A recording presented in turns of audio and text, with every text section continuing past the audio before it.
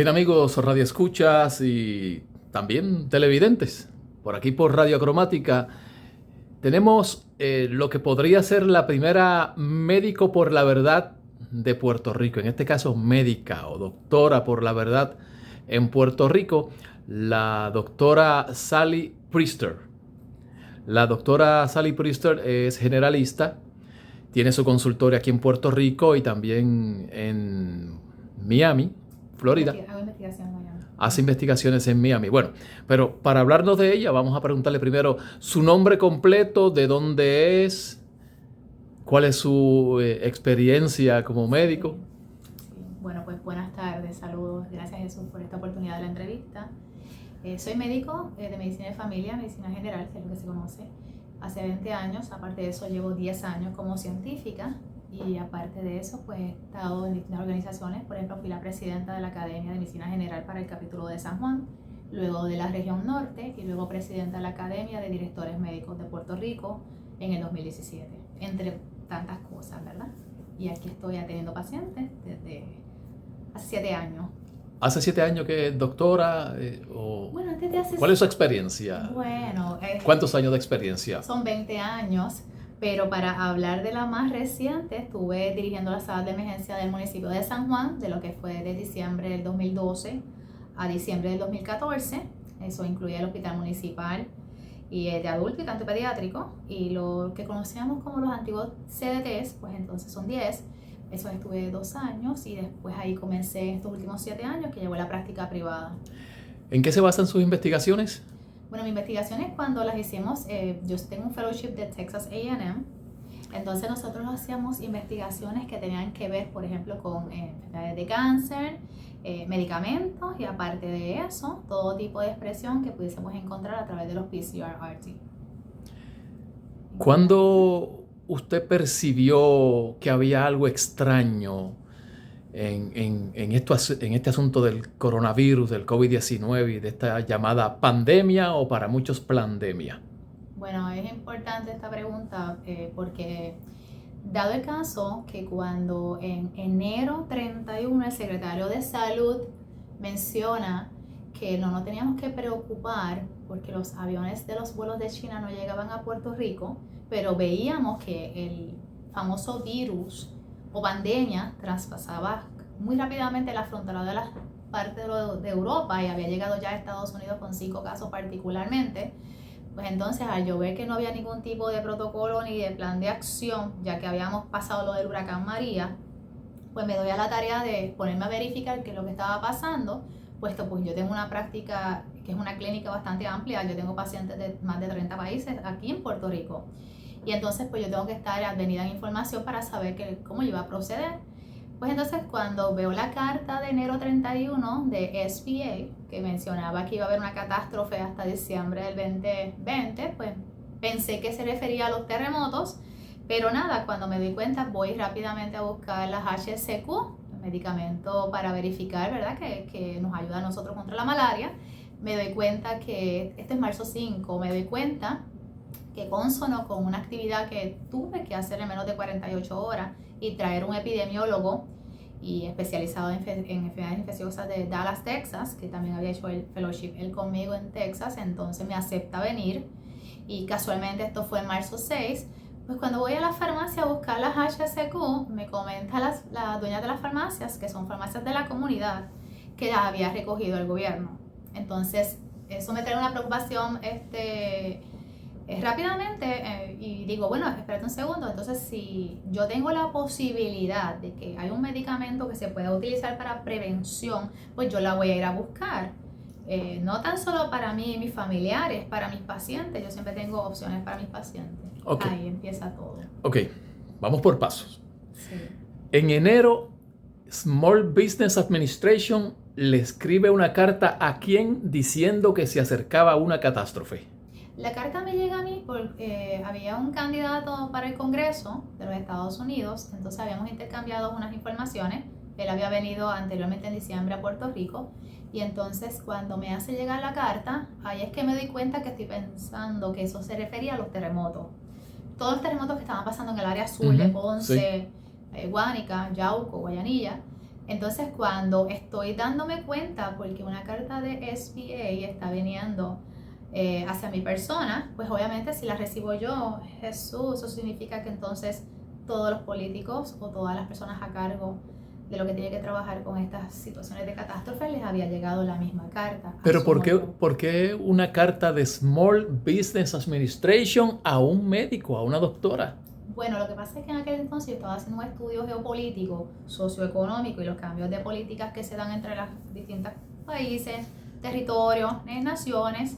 Esto fue en diciembre, pero cuando yo estoy recibiendo la carta ya es en enero 31.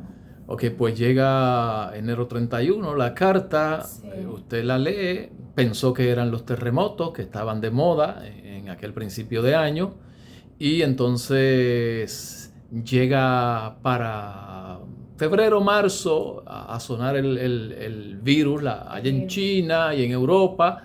En marzo es cuando comienza en Puerto Rico a coger fuerza el asunto de la pandemia. Y usted va a la farmacia a buscar unas pastillas que son las que suelen ofrecerle a los médicos cuando hacen visita a países subdesarrollados o del tercer mundo, como usualmente nosotros decimos. Y la farmacéutica le dice que el gobierno las recogió. Correcto. Cuando fui a buscar las HCQ, esto fue en marzo 6, nosotros teníamos una actividad para hablar del coronavirus en el ACID Mario del condado. Casualmente y consono, nosotros pudimos darnos cuenta que fuimos las primeras personas que hablamos del virus a nivel de las naciones, cuando me refiero a Estados Unidos y lo que es verdad, el continente suramericano y en Puerto Rico, pues está registrado para marzo 6, que lo ofrecemos nosotros. ¿Qué sucede? Que también cuando yo estoy buscando los medicamentos, ahí nos informan que los medicamentos habían sido recogidos por el gobierno. ¿Y no le dijeron por qué el gobierno los recogió? No, porque me lo informan las dueñas de las farmacias. Son 2 dueñas de las farmacias de la comunidad que se las habían levantado. Un medicamento que lleva más de 60 años en la industria y que costaban como 11 centavos cada pastilla y que tú te tomas 2 y puedes estar contra cualquier dengue, malaria, cualquier tipo de enfermedades a través que son transmisibles de vectores y que también se le recomendaba que se pueda utilizar, ¿verdad?, para un virus. ¿Y ese medicamento estaba disponible para la población en general o solo para médicos? No, para la población en general. Lleva 60 años, el medicamento lleva 60 años. ¿Cómo es que se llama? La HCQ, ¿Y eso significa? La hidrocloroquina. Eso es. Bueno, eso es de moda en América Latina, eso es lo que están supuestamente levantando, sacando de críticos a los pacientes de COVID-19. Eso es así, te tomas 2 comprimidos o 2 tabletas una semana antes de cualquier exposición que tú vayas a tener, luego lo haces semanalmente y cuando termina la exposición, pues entonces lo vas a hacer por una semana más y ya terminaste. Y estás protegido completamente durante esa exposición. Y el gobierno las recogió ya para marzo, cuando usted fue a buscarlas. Marzo 6 ya estaban recogidas y aparte de eso, en marzo 6 fue cuando tuvimos la actividad en la tarde para hablar del coronavirus, cuando traigo al doctor Quesada desde Dallas, Texas, que es infectólogo, internista y epidemiólogo, entonces para hablar nosotros y poder buscar, ¿verdad?, cómo nosotros pudiésemos ayudar a la población si en caso fuese a llegar a Puerto Rico, porque en ese entonces no se estaba hablando en Puerto Rico del virus. Recuerden que los aviones no llegaban de China según el secretario de Salud. Entonces, estábamos siguientes en esa situación. Luego esto fue, creo que la semana es cuando ya había un caos en Puerto Rico, porque esto fue viernes y ya domingo había venido el primer caso a Puerto Rico de la señora italiana y que en paz descanse. ¿Y qué pasó en esa reunión que usted tuvo con el epidemiólogo que trajo de Estados Unidos? Excelente pregunta, porque allí habían 40 personas y entonces había gente presente del Departamento de Salud que trabajaba los protocolos y nosotros pudimos conversar dándole una vuelta a la historia con referencia a por qué nosotros tenemos que prevenir lo antes posible por si acaso el virus llegaba a Puerto Rico. Entonces nosotros hablamos de las formas más simples por las cuales nosotros los médicos trabajamos con nuestros pacientes para no estar trabajando con protocolos que fuesen desconocidos. Porque como nosotros veíamos en las noticias que todo era ventiladores, que todo había que intubarlo, los medicamentos eran muy caros o no estaban disponibles, las narrativas todas eran medidas de convulsión, pues nadie sabía nada. Entonces, como yo dirigí la sala de emergencia del municipio de San Juan, pues yo sé los virus ¿cuál es el tratamiento? Nosotros no ni ventilamos ni intubamos los virus. Pues obviamente nosotros lo primero que hacemos es tratar de informar a las personas que estaban allí, que en caso de que este virus llegase a Puerto Rico, pues lo primero que tenía que hacer es consultar con su médico y hacer las cosas como siempre se han hecho, mediante un CBC más diferencial y tratar signos y síntomas. Y si nunca intubaban los virus, ¿por qué estaba tan de moda intubar a gente que estaba padeciendo de un supuesto virus? Pues mira, la pregunta es la más valiosa y la más importante y la que va a separar lo bueno y lo malo de haber tratado muchísimos pacientes que fallecieron y que ya no están con nosotros hoy, o los que están vivos, porque ventilar cuesta muy caro. Usualmente cuando una persona es herida de bala, cuando una persona es apuñalada, pues tienes que dar una asistencia mecánica a través, ¿verdad? Porque tú tienes que tener esos pulmones trabajando. Pero ¿cómo es tan rápido que la decisión se toma a que sean ventilaciones, entubar? Cuando nosotros podemos a partir de primero escuchar los signos y síntomas de ese paciente y tratar los signos y los síntomas de ese paciente antes de aislarlo. Nosotros, ¿qué conocimiento nosotros podemos, a base de qué ciencia científica y real, en un tiempo real, en una aparente pandemia? No estaríamos aquí nadie ahora mismo si fuese una pandemia. ¿Qué diferencia había entre ir a ventilar tan prontamente a que ver y tratar aisladamente esos signos y síntomas y regresar su paciente al hogar? ¿Le parece anormal la manera en que se ha manejado médicamente a nivel mundial, dirigidos por la Organización Mundial de la Salud y el CDC de Estados Unidos? ¿Le parece algo anormal la manera en que se ha manejado médicamente el virus? Anormal, yo creo que ha sido de una forma abominable los pasos que se han dado y que se dieron, porque yo que llevo 20 ¿Una forma cómo? Abominable. Abominable. En seguir algún tipo de pasos que ellos siguieron. Ellos siguieron unos protocolos, no sé si los protocolos son de China, si son de Italia, si son de España, si vinieron del CDC. No sé de dónde vinieron, porque nosotros ante cualquier eventualidad, el médico tiene una experiencia, 20 años en mi caso y otros que tienen 30 años, y a nivel mundial hay médicos que se han expresado que concordamos en que no es la forma de que se dio el tratado de este virus. Virus siempre van a existir, como el virus de la hepatitis, el HIV, el de la influenza, pero un coronavirus que ya existían desde 1984, pues no nos explicamos todavía de dónde salió el virus y su protocolo. Inicialmente, la Organización Mundial de la Salud le dijo al planeta de que no tenía que usar mascarillas. Correcto. Posteriormente, 2 o 3 semanas después, cambiaron la política y le pusieron mascarilla a todo el mundo. La mascarilla, ¿es buena? ¿No es buena? ¿Debe utilizarse? ¿Quién debe utilizarla?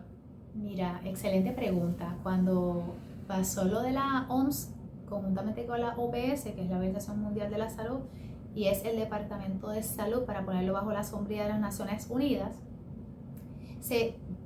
estaban como que sí de la mascarilla, no del distanciamiento, pero no era realmente un tema a discutir, porque nosotros sabemos que solamente las personas sintomáticas o que tienen enfermedades o presencia de signos y síntomas son los únicos que pueden portar una mascarilla y ya. Las personas que son asintomáticas, que tienen ausencia de enfermedades como tales como signos y síntomas, pues sencillamente no tienes por qué ponerle una mascarilla. Pero como no había ningún tipo de investigación que le diera soporte o que pudiésemos fundamentalizar en eso, pues no había forma. Pues entonces por eso es que era muy extraño los distintos comportamientos y expresiones que venían de la Organización Mundial de la Salud.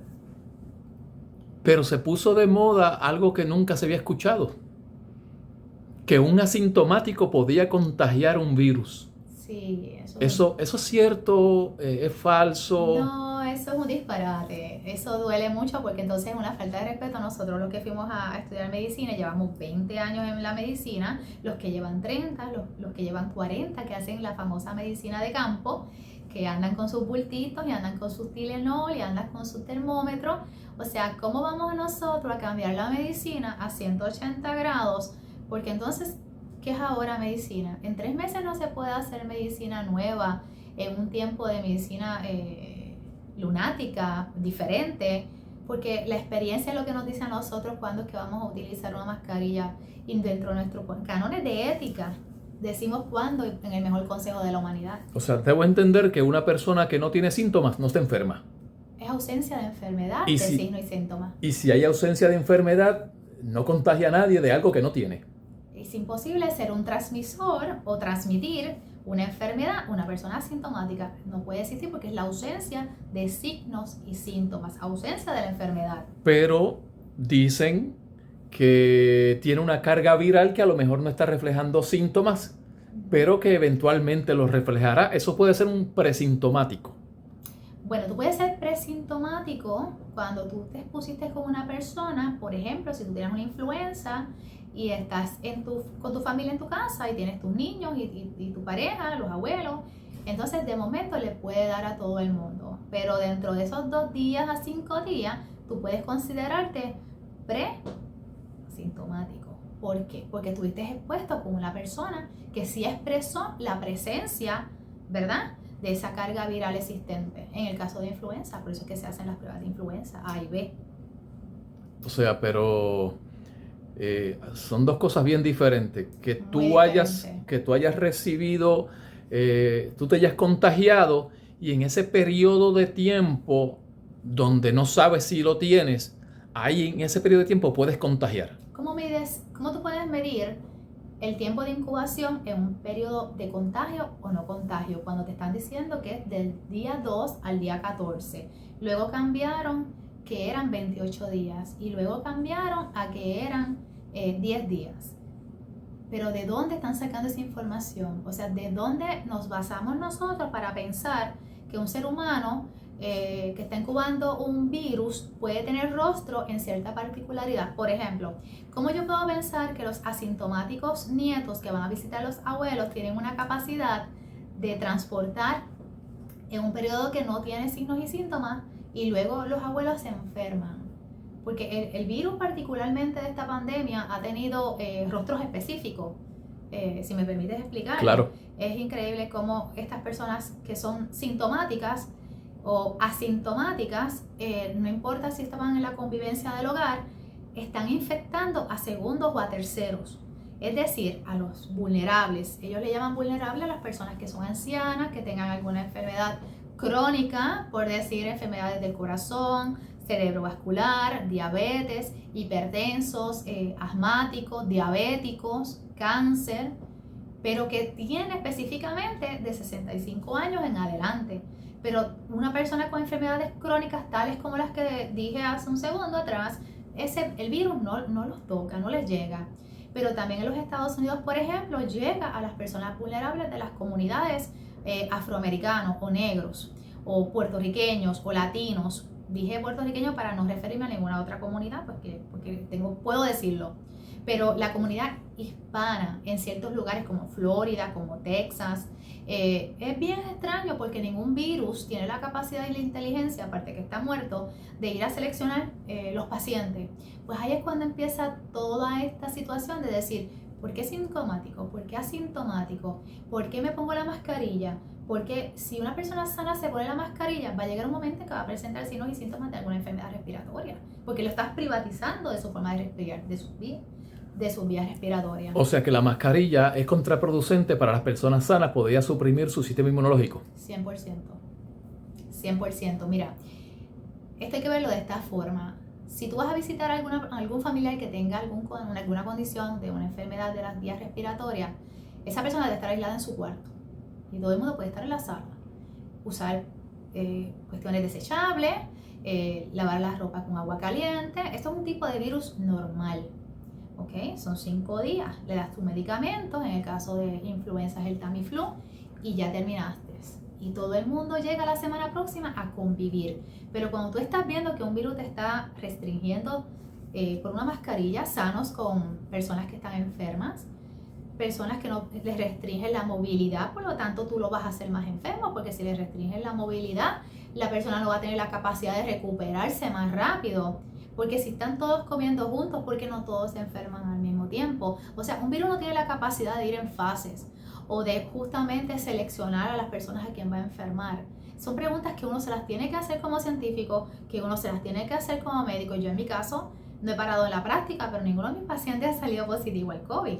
O sea, yo me concentro en lo que se queja el paciente y evito que vaya a una sala de emergencia y lo vayan a aislar. Usted se concentra en los enfermos. Yo me concentro en los sanos, porque los sanos tú tienes que tenerle prevención, porque los sanos tienen distintas actividades en su Pero diario. La mascarilla no es un método de prevención. Negativo, no, porque es que yo no les puedo restringir a ellos de utilizar una mascarilla cuando la misma orden ejecutiva en Puerto Rico de la señora gobernadora dice bien claro que las mascarillas, las personas que estén sola, no tienen por qué ponerse mascarilla, pues toda persona sana, no tiene por qué utilizar una mascarilla. No entiendo cuál es la ciencia, de dónde han sacado la ciencia para basarse en este tipo de base lógica, que es ilógica, porque no ha habido todavía ciencia cierta que tengas que restringir a los sanos junto con los enfermos y aislarlos. Mencionó ahorita que la ciencia de hace 20, 30, 50, 60 años no se puede cambiar en 3 meses. Correcto. Pero un virus se puede manipular en un laboratorio y desarrollar características particulares, como por ejemplo, que lo tenga una persona que no refleje síntomas, pero lo transmita. ¿O no? Eso no es posible. Pues, primero tienes que agarrar el virus y aislarlo. Y después que tú tienes el aislamiento de ese virus, tienes que contenerlo y después luego tienes que ver cómo ese virus nació o cómo si se creó o si fue manipulado o si el virus tuvo una evolución natural porque se modificó de algún otro virus preexistente. Todas esas cosas las tenemos que tener presentes porque esas características pueden pasar. Ahora, como quiera, siendo sintomático o asintomático, y que una persona asintomática tú la quieras restringir como si tuviera la presencia, no importa la procedencia de ese virus, y tener que restringirlo, pues no son dos cosas son dos variables muy diferentes. Doctora, entonces si un policía le dice a un ciudadano que se tiene que poner la mascarilla, que ese ciudadano debe contestarle a ese policía. Ay, mira, yo le he dicho a varios policías que tienen que repasar la orden ejecutiva y que sepan que no es consono con la Constitución que nosotros tenemos. La Constitución de nosotros, la primera enmienda, dice bien claro que tu cuerpo y que tu libertad de movilidad, de expresión, es tuya. Y si tú estás caminando y no estás enfermo porque estás asintomático, vaya, porque no tienes ni signos ni síntomas y estás caminando, debes orientar al policía y ayudarle, porque igual el policía no sabe. También, mira, nos hemos dado con policías que no tienen conocimiento de lo que está pasando. Y ellos tienen un trabajo que hacer y es la seguridad, cuidarnos, protegernos. Para eso es que está el policía. Y eso está dentro de sus cánones de ética como policía, dentro de la seguridad. Pero no usar mascarilla y que tú estés sano, caminando, corriendo, no tienes por qué tener la mascarilla. Y informarle al policía. Yo creo que todos somos puertorriqueños y todas las personas que nos estén escuchando saben que para esto estamos todos juntos. El policía está siguiendo instrucciones del gobierno. Gobierno que se deja llevar por un grupo de médicos supuestamente científicos, por un secretario de salud que no es epidemiólogo, no es virólogo, es solamente psiquiatra. ¿Estamos bien orientados por el Departamento de Salud de Puerto Rico, doctora? Mira, nosotros no tenemos departamento de salud y no tenemos una epidemióloga del estado en su debido nombramiento. La ley orgánica del departamento de salud se elevó por parte ¿verdad?, del gobierno para que tuviera potestad de saber cómo iba a trabajar en respuesta a todo este sitio de dónde voy a poner las personas, dónde voy a poner las camillas, dónde voy a poner las personas que tengan COVID, dónde voy a poner los que están asintomáticos. Mira, eso te da un cuadro que el Departamento de Salud no tiene idea de lo que está haciendo. Alguien les podrá estar diciendo, dictando o lo que sea, pero en estos momentos yo te aseguro, Jesús, que yo me preocuparía más, sinceramente, porque los números están bajitos, pero si fuesen más números. Si el Departamento de Salud se tardó en comprar unas pruebas en $19 millones, unos rapid tests, y se atrevieron a irse a unas vistas públicas y le hicieron pensar a la gente lo importante que eran estas pruebas. Pues mira, si fuera tan importante, no hubiésemos perdido el tiempo. El Departamento de Salud no hubiese tenido que tener 2, 3 secretarios en curso. Dentro de una pandemia tú no cambias los roles de la gente sabe el rol que le toca hacer en respuesta. Y un psiquiatra debería preocuparse más aún por alta de suicidios que han habido en los hogares, las enfermedades mentales que están habiendo en los hogares, que de eso sí se mueren 4 veces más que cualquiera que tenga un sello por COVID. La violencia en los hogares, contra las mujeres, también. Contra todo eso, la salud mental se ha afectado mucho. Bueno, demasiado, porque en el 2016 había unas estadísticas que decían que había un suicidio cada 23 horas en Puerto Rico. La fuente es El Nuevo Día. En el 2016-2018 subieron a causa del huracán María. Y teníamos por el CDC las causas de personas con más de 2 enfermedades mentales, ¿ok? Es decir, depresión mayor, severa. Era una persona por familia o por cada 10 personas, 7 personas la podían tener. Pueden buscar la fuente en el CDC.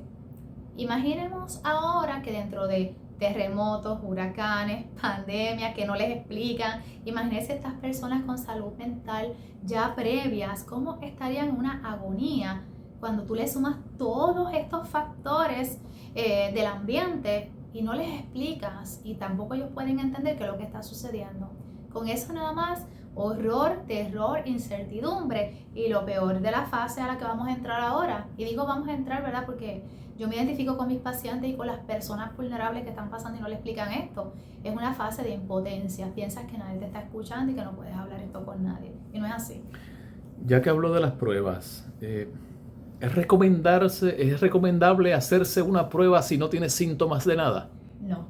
La contestación es no. Si usted no tiene signos y síntomas de ninguna condición, usted no tiene necesidad de hacerse ninguna prueba. Eso es todo. No se la haga. Si aunque se diga tiene... que tuvo contacto con una persona que salió positivo a COVID. No hay que hacerse la prueba. Y está la decisión en cada paciente, en cada ciudadano. Cada persona tiene la capacidad de tomar sus decisiones. No es aconsejable porque si no tenía signos y síntomas, como muchas personas, mira, ha habido 3 características fundamentales. Ha habido personas que no se han hecho la prueba y le ha venido la prueba sola a su casa como un falso positivo. Si no te hiciste la prueba y ya te llega a tu casa una prueba de falso positivo, pues usted tiene que preguntarse qué pasó. La segunda, si yo estoy en ausencia de signos y síntomas y no he compartido con nadie, y soy una persona mayor y estoy en mi hogar y nadie me visita y me hacen la prueba, ¿por qué salgo positivo si yo no he tenido un contacto externo o contacto de convivencia con nadie o de compartir? Y la tercera, ¿por qué si yo no tengo ningún signo ni síntoma me sale la prueba positiva? ¿Y por qué si entonces en esa misma tercera hacemos una línea, un paréntesis y decimos, sí, yo estuve expuesto en todos los lugares con todas las cosas, pero mira qué suerte, he salido negativo? Entonces no es congruente la información con lo que nos están presentando. ¿Es posible que el problema sea la prueba?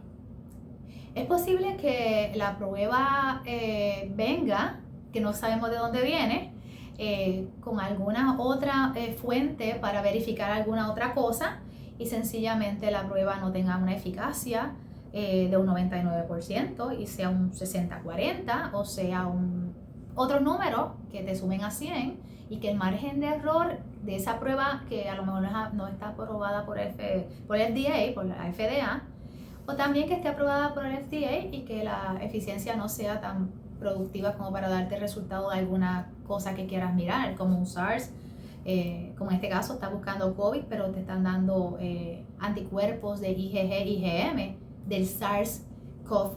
O sea, hay que buscar por qué no se está buscando el COVID entonces. O sea, tengo entendido que esa prueba ya antes de que se pusiera de moda el COVID ya existía. Y entonces, usted me lo dijo ahorita y escuché a la doctora Roxana Bruno, la doctora argentina que es una experta en virología, en biología y en un montón de... Excelente, ella es excelente. Dice que ese virus no ha sido aislado. Correcto. Sin embargo, yo he escuchado gente que refuta esa versión y dice que sí, que ese virus fue aislado en China en el mes de enero. Sí. ¿A quién le creemos? Pues mira, lo que pasa es que el instituto, el NIH... ¿Y eso qué es? El Instituto de Salud de Infecciones. ¿Qué sucede? Que ¿eso es dónde? En Estados Unidos. En Estados Unidos. En Estados Unidos. No es lo mismo que el CDC. No, el CDC es otra rama de agencia de 3 letras, como lo es el FDA, como lo es el CMS.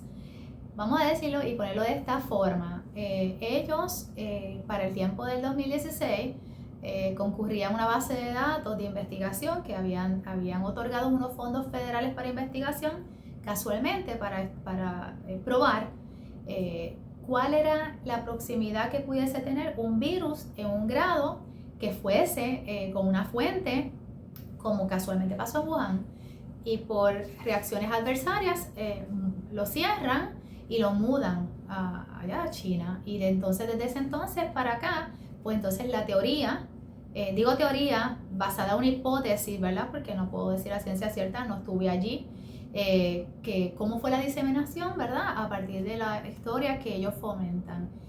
Tenemos que pensar que es una pandemia y si hubiese una pandemia, para que un virus nazca, eso es como los nenes pequeños, tú lo agarras y le limpias la naricita, te limpiaste las manos y seguiste caminando, agua y te quedaste tranquilo en tu casa, cero aspirina. A la inversa, que un virus de una magnitud de potencia mortal y letandal, de como estaban hablando sobre la pandemia, pues necesitarías más de 800 años a que eso se formara. Así que yo espero que eso haya contestado la premisa. El hecho es que el virus ya existía, según dicen los que dicen que saben, ya existía, y yo vi una pancarta, por así decirle, que usted me mostró del Kawasaki. Kawasaki, el síndrome de Kawasaki. El síndrome de Kawasaki, hábleme de eso, Sí. Cuénteme esa historia. Gracias por preguntar, porque es bien interesante. A finales de mayo hubo una situación en uno de los estados en Estados Unidos. De mayo de 2020. Del 2020, hace meses atrás, donde aparentemente habían 8 menores de la edad de 7 a 10 años, donde presentaban una enfermedad multisistémica y la referían como la enfermedad de Kawasaki, una enfermedad nueva del coronavirus, del COVID. Entonces cuando uno ya está 20 años en esto y uno ha viajado a otros países, pues entonces uno se da cuenta que la enfermedad Kawasaki no es nueva.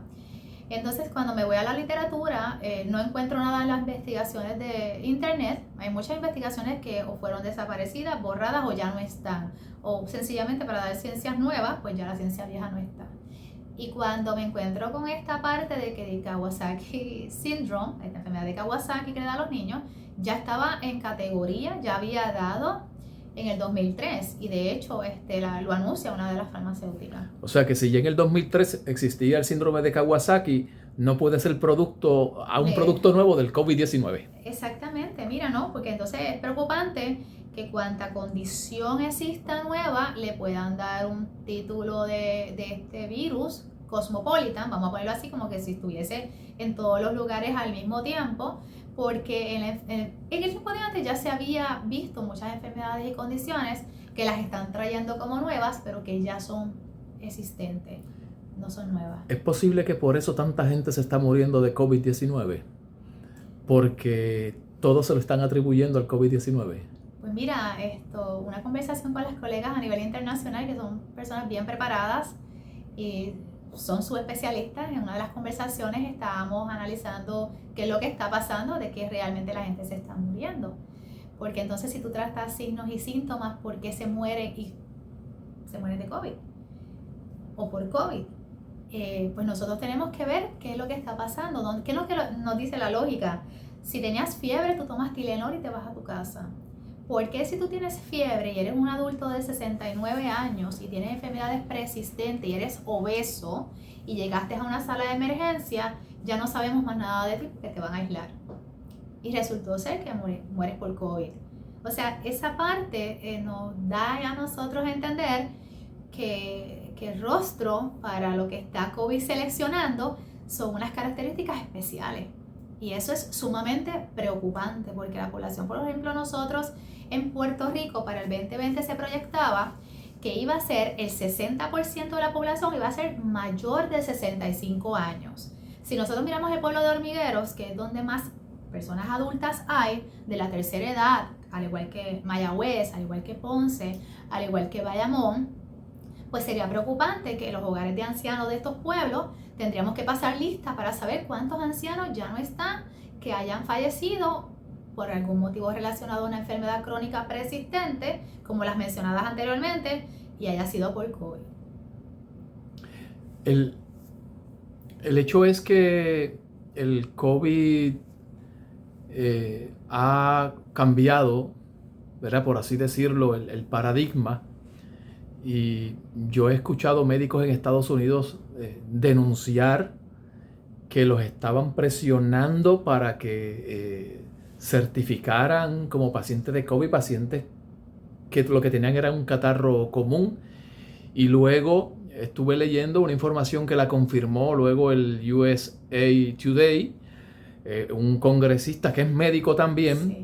Un congresista, ahora no recuerdo el nombre, pero creo que era, bueno, no me voy a arriesgar a decir el nombre porque no me acuerdo, pero este es un congresista local, creo que de Minnesota. Sí, correcto. Creo que es Jensen algo. Sí.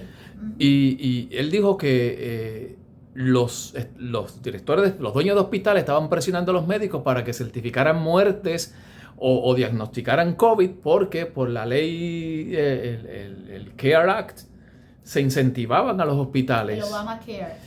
No, el CARE Act, lo que vino por ahí a incentivar todo lo que fuera consecuencia del COVID, pues le daba un incentivo a los hospitales y el hospital que certificara un muerto por COVID cobraba hasta $39,000. ¿Qué le parece eso? Pues mira, no puedo decir que tengo conocimiento de los $39,000 porque mi oficina es privada y no trabajo en hospitales, no trabajo en sala de emergencia ni unidades de intensivo. Pero cuando menciono el Obamacare es porque hace 5 años la medicina estaba cambiando a través de unos códigos, el ICD-10, moviéndose al ICD-11, el 11. Son 169,000 códigos de signos, síntomas y procedimientos. Pues entonces, si el Obamacare es las personas donde están ubicadas la mayoría de ellos con vulnerabilidades, pues ya tú tenías un sistema que en el Obamacare identificado todos los posibles enfermedades crónicas, los posibles obesos, los posibles con diabetes, hipertensión. ¿Por qué digo esto? Vamos a verlo como si fuera una mano. Si nosotros tenemos la oportunidad, digo nosotros, de identificar cualquier persona que tenga algún tipo de enfermedad, pues entonces desde el 2015 yo los estoy rastreando a través del Obamacare. Pero ¿qué pasa? Que se predecía que el Obamacare iba a terminar en el 2020. Vamos atrás. Entonces, con la situación de la pandemia, viene SBA en enero y anuncia que tenemos una catástrofe. Pues el señor presidente le toca reaccionar a la pandemia diciendo que todo el mundo se quede en su casa, porque esos son los buenos consejos de sus asesores del Departamento de Seguridad y del Departamento de Salud Federal, el HHS. Al igual que el CDC, pues porque cuando hay una situación de una pandemia, tú tienes que traer los expertos que han trabajado pandemias anteriormente y esos establecen un modelo. Lo que no nos explicamos es cómo tan rápido que viene enero 31 y se habla de una pandemia, se produce la catástrofe, pero ya había un plan planificado en base a los lockdowns, usar la mascarilla y los 6 pies. Pero todo esto es aplicable a que todo trabajador, ya sea que dependa del gobierno o tenga sus propias empresas o las pequeñas, ¿verdad? O pequeños o medianos comerciantes, a través de un sistema de incentivos se van a quedar en sus hogares. Pero los hospitales no podían cerrar y nos dimos cuenta que hubo una inmunidad que se aplica a los hospitales y se destaca que los hospitales pudiesen traer más médicos, más enfermeros, para poder entonces entablar y hacer lo que es la atención de respuesta inmediata a la catástrofe de esta situación de la pandemia. No me consta, ¿verdad? Porque dentro de las conversaciones que tuve con los colegas, me doy cuenta de que la información que me adviene es de que si tú tienes uno con COVID o otro por COVID a la hora del diagnóstico o de la muerte, esto empieza en abril a surgir y es por parte del CDC que se maneja. Entonces, como yo... Fue el CDC, perdona que le interrumpe, fue el CDC que dio las instrucciones que todo lo que se pareciera a COVID era COVID. Correcto. Y el que muriera con síntomas parecidos a el CDC. Fue el CDC.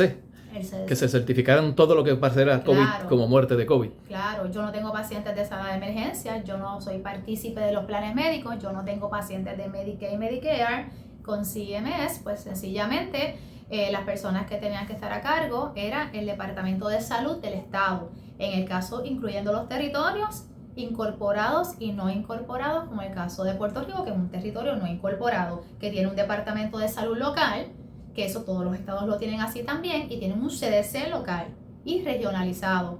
Por eso es que en ese entonces, cuando teníamos la persona que estaba a cargo de la epidemióloga del estado, no dio pie con bola, porque verdad, eso es un sistema ya programado y que ya se supone que supiera cómo explicarle a las personas cómo iban a proceder. ¿Le parece que ya Estados Unidos estaba preparado porque sabía lo que venía? O sea, ya eso estaba establecido. Ellos como que les tomó por sorpresa, pero sin embargo había como una preparación previa. Mira, a mí me tomó de sorpresa. Por eso salí como una loca buscando las HCQ y traje a mi colega desde Dallas en marzo 6. Todo me trajo por sorpresa, pero cuando ya entra mayo, que baja el bill de la señora Pelosi, de la House Speaker, para hablar de que había que hacer contact tracing a todos los Estados Unidos, eso incluía también los territorios igual con Puerto Rico, pues entonces cuando me pongo a leer el bill dije, esto no está bien, algo está pasando y no es consono, porque querían todo el tiempo mantener las personas en los hogares y una de las cosas que mencionaba, y lo voy a clarificar nuevamente, la señora quería que a la fuerza se rastreara a todo el mundo, pero el señor presidente en ese entonces dijo que las pruebas no eran mandatorias y eso es aplicable a Puerto Rico, porque nosotros, ¿verdad?, disfrutamos y estamos abrigados por la misma constitución de los Estados Unidos, por lo tanto nadie está obligado a hacerse pruebas. La gente tiene que saber que todo aquel que esté obligado a hacerse una prueba invasiva, solamente los médicos que están en la Junta de Licenciamiento de Puerto Rico pueden hacer pruebas invasivas. Es decir, si le vas a poner una pantallita a tu bebé, pues tú sepas que si se las pones por ahí, solamente los médicos, los pediatras están autorizados a hacer eso. Toda prueba invasiva, toda aquella herramienta que es invasivo, que penetra a tu cuerpo, y eso también incluye cualquier prueba de investigación, eso quien lo hace es un médico. Por lo tanto, no podemos tener cualquier persona tomando pruebas por ahí. Mi consejo es que no se las haga. ¿Y qué le parece que es un virus que supuestamente yo la puedo contagiar con usted? Si una gota de mi saliva la toca a usted, o usted el ojo, la nariz o la lengua o algo así. Mira. Sin embargo, para hacer una prueba hay que meterle un palo con algodón casi hasta el cerebro. ¿Cómo es posible si está tan susceptible a contagiarte con un poquito de saliva, con un aerosol de saliva? ¿Cómo es que para hacerte una prueba tienen que meterte ese algodón por toda la nariz? Mira, yo no me pondría en esa posición porque nada más de ver la gente cómo se ve, eso es abominable lo que se ve. No aconsejo que las personas que se la hagan, si es su médico el que se la va a hacer, pues el médico entra en una relación de IPA y de consentimiento de información y le tiene que informar que tiene de contenido ese isótopo que está guardado ahí. Lo que se saque se haga, el médico le tiene que informar exactamente qué es lo que está dentro de esa prueba. ¿Y la vacuna, doctora? ¿Es recomendable ponerse las vacunas? Mira, no es recomendable ponerse la vacuna. Te voy a dar un ejemplo. La vacuna más rápida que estuvo en la historia fue la del ébola, por lo que apremiaba. Y tardó 6 años por todos los trials y las fases que tienen que hacerse. Porque recuerda una cosa, si se muere alguien o fallece alguien o se producen unos efectos adversos o secundarios, tienes que verificar qué componente de esa vacuna produjo esos efectos adversarios. Entonces, si nosotros nunca vimos que se aisló el virus, ¿verdad? Partiendo de la premisa, ¿cómo tú vas a tener la vacuna que va a resolver el detener el virus que no sabes de dónde salió el virus, que no lo pudiste contener, que no sabemos su procedencia? Esto es como tener una mano un globo y en la otra mano un alfiler y hacer esto y explotar el globo, ¿me entiendes? Es una bomba de tiempo. Así que mientras nosotros estemos disfrutando de la Constitución de los Estados Unidos y nos abrigue, nosotros somos dueños de nuestros cuerpos. Nosotros tenemos la primera enmienda y la enmienda 4, donde se protege la ley IPA. Me preocupa mucho porque cada vez hay una violación a la divulgación de las informaciones, ¿verdad? Con los empleadores, con las personas de la televisión que se pasan diciendo quién dio positivo y quién no. Mira, todo eso es demandable. Y yo creo que lo mejor que podemos hacer en estos momentos es acercarnos a hablar y a discutir estos temas, porque una vacuna que se invirtió $500 billones y que en 3 meses para una condición de una pandemia, y volvemos a lo mismo, virus existen, pero si hubiese habido una pandemia estaríamos todos muertos ahora. Yo creo que he sido bastante clara. Así que lo más importante es que no hay que ponerse ninguna vacuna.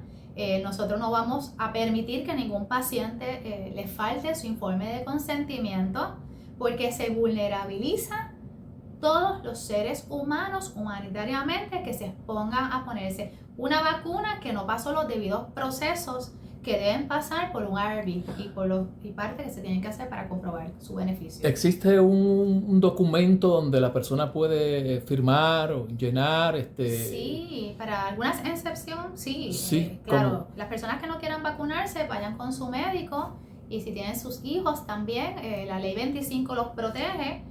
Yo creo que lo primero que tienen que hacer es ir a buscar la ley 25, imprimirla.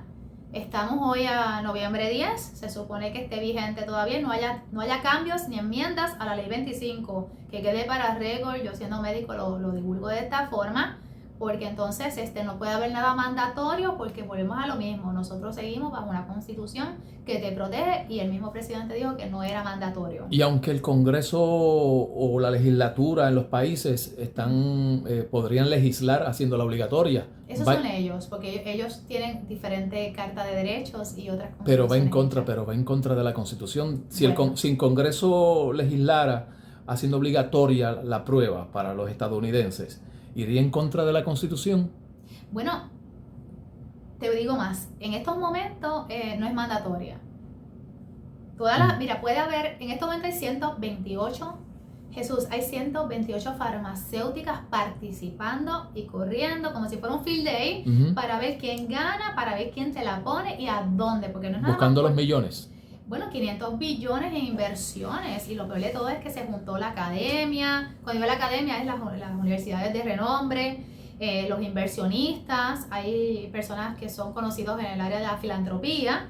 O sea, inversionistas cuando ponen dinero, el inversionista que pone dinero no lo pone para ponerlo de gratis, es para obtener más.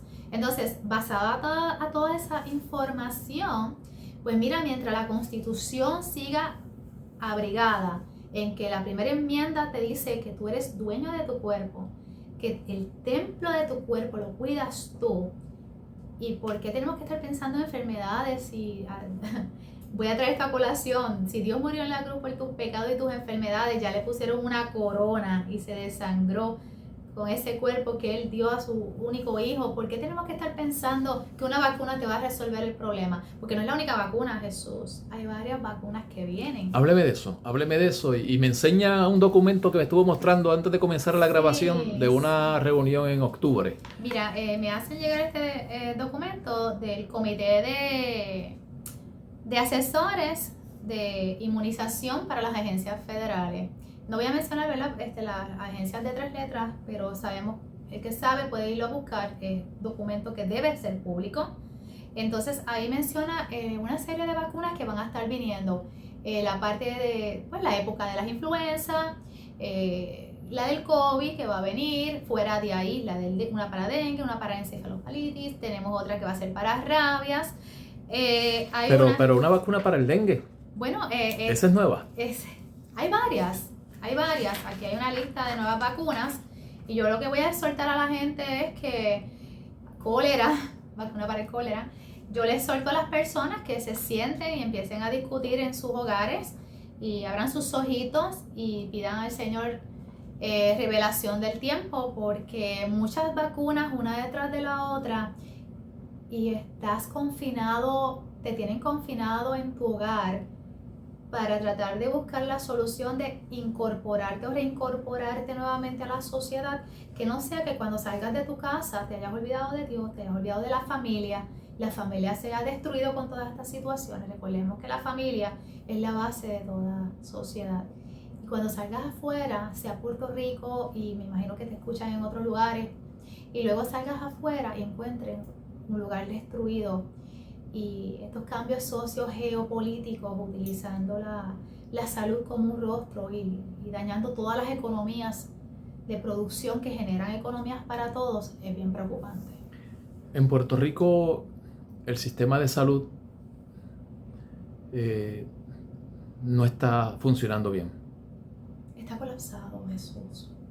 Hace mucho tiempo, desde que Arbona era la metodología de trabajar. ¿Se acuerdan que la gente Sí. iba a los CDT y se llevaban Los sistemas Arbona. Y ya eso no está. ¿Qué sistema de salud? Si ahora te quieren obligar.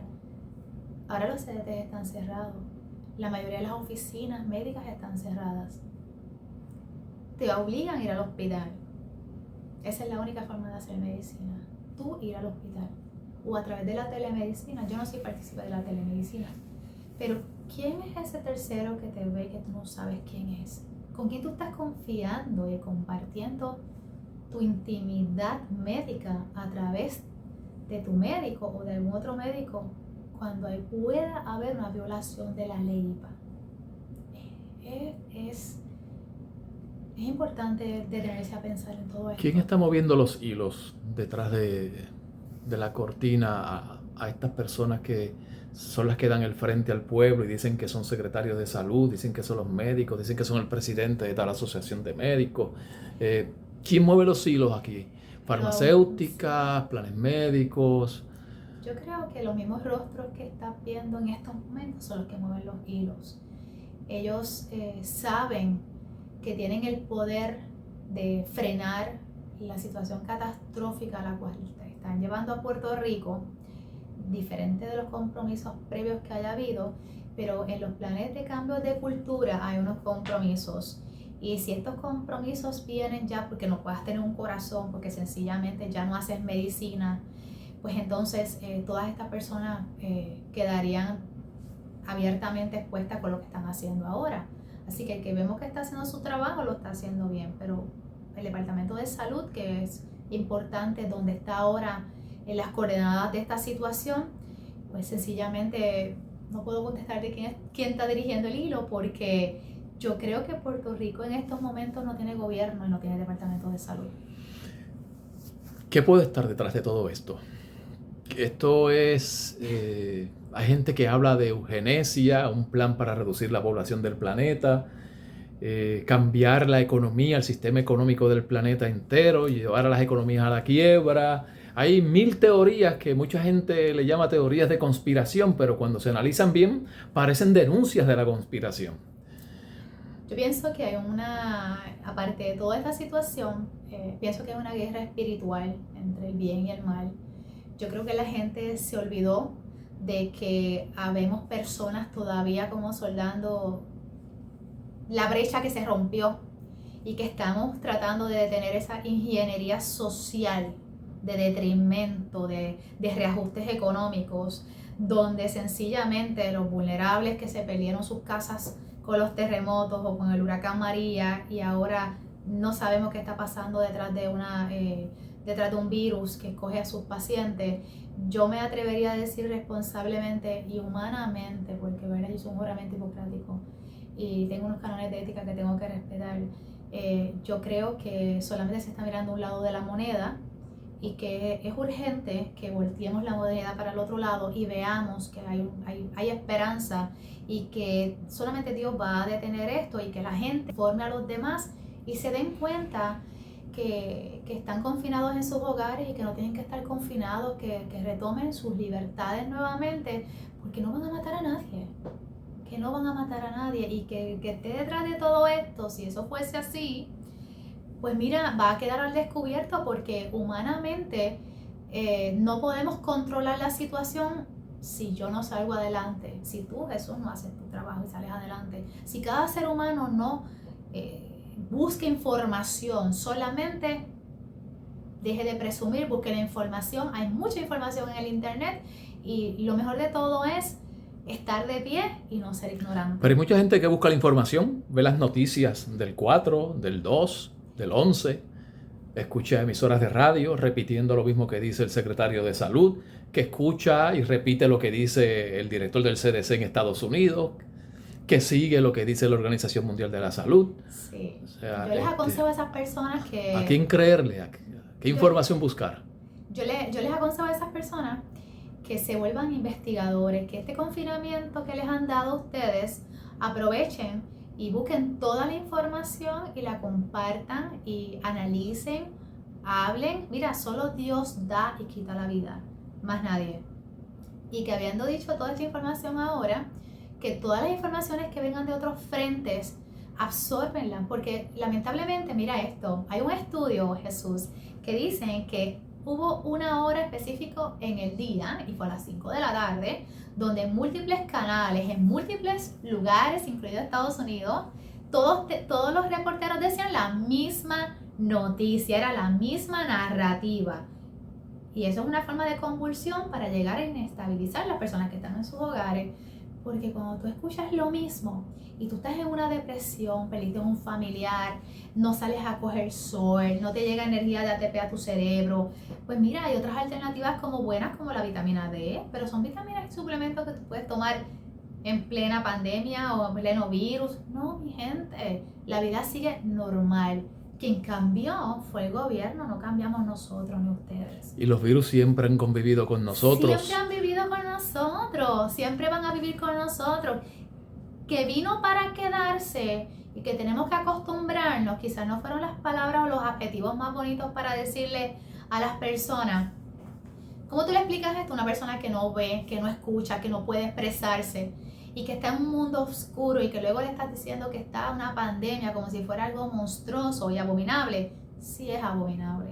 Bueno, es abominable. Yo pienso, al igual que muchas personas que dicen que hay un plan para deshumanizarnos, yo estoy de acuerdo con eso. Pienso que sí, por lo menos la ecuación que yo logro percibir, analizar y convencerme es que sí, que hay un plan para deshumanizarnos y que aunque el virus haya llegado para quedarse, yo también llegué para quedarme y voy a vivir sin miedo. Si la gente supiera que el virus ya estaba hace mucho tiempo, no estaría tan asustada como están ahora.